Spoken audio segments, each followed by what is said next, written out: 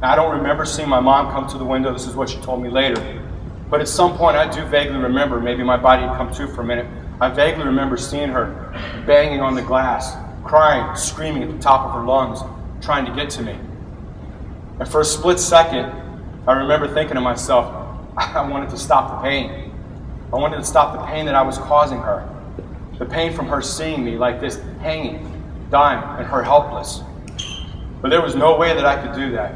I had physically exhausted myself to the point that I couldn't stop this as much as I wanted to. I was committed to this.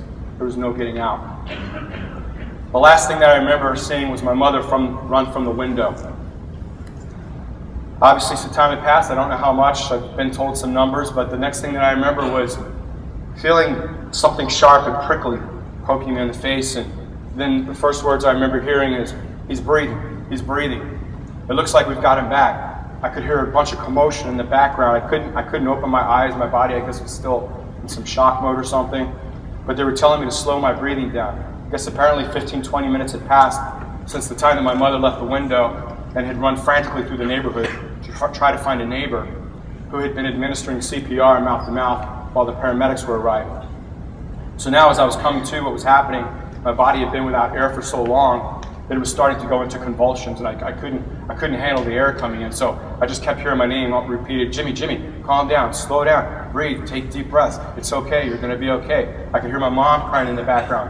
I could hear my dad, and my dad worked about 30 miles away, so I know some serious time had passed because they had to go get him or tell him to get home. So they transported me to the hospital.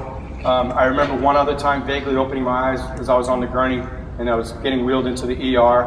Some nurses saying, "Oh, it's maybe a girlfriend, it's drugs," you know, everybody's trying to guess what it is. And then the next time that I opened my eyes is, I'll never forget this part because I was supposed to be dead. I was not supposed to be, I wasn't supposed to see this. Well, I got paid back for what my mom saw. As I opened my eyes, I saw my parents standing at my hospital bed crying.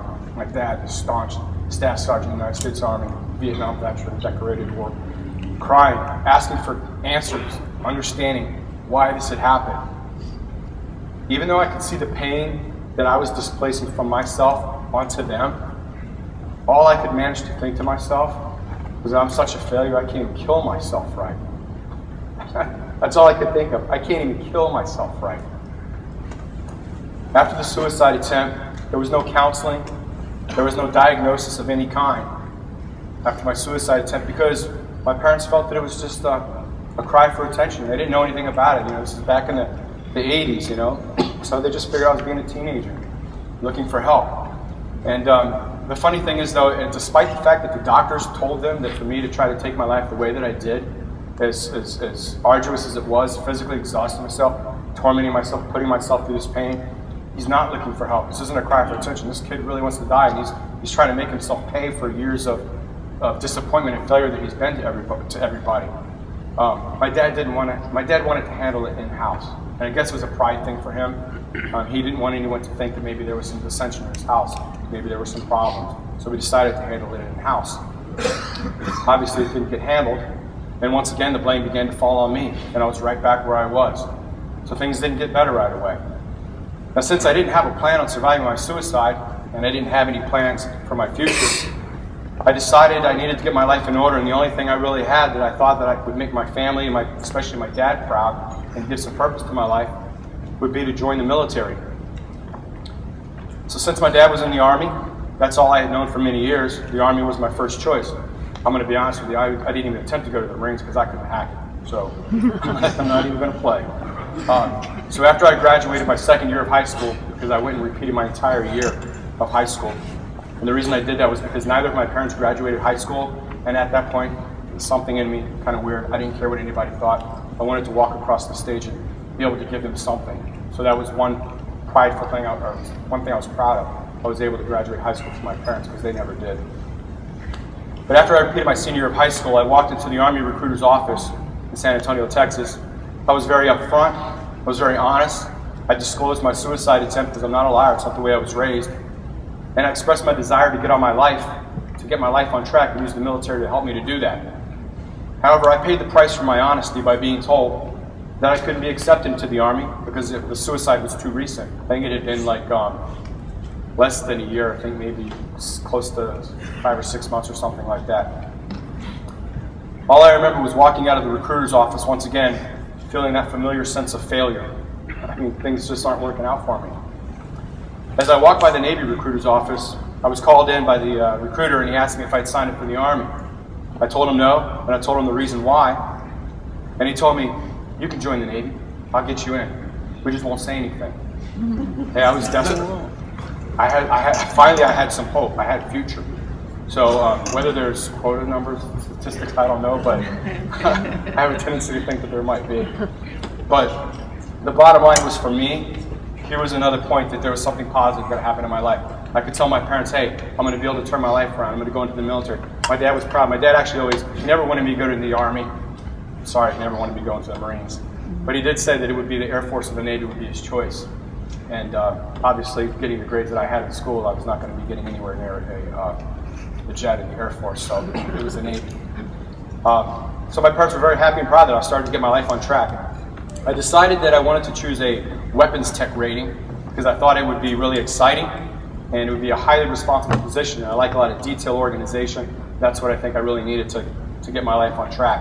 So I was really excited about that. And I really thought things were turning around for me, at least until my 3rd week of basic training. And I did my basic training here in San Diego in 1989. And during career week, which is the 3rd week, you go through all your ratings and find out what you need to get your career on track with the Navy. I was told that for my weapons tech rating, the Navy was going to need to do a pretty extensive background check.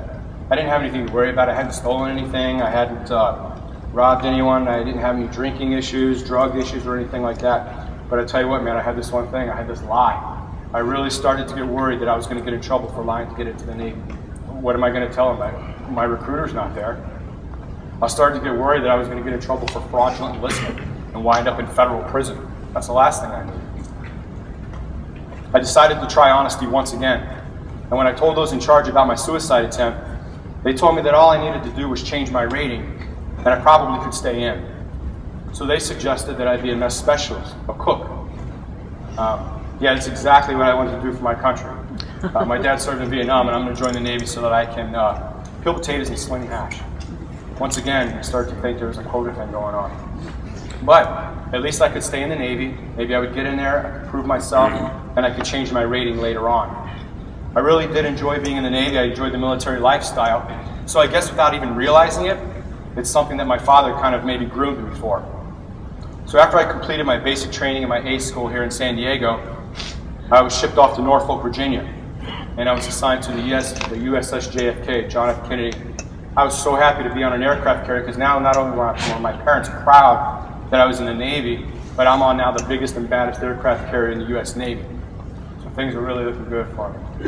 Until August of 1990. Once again, that carpet got ripped out from beneath me.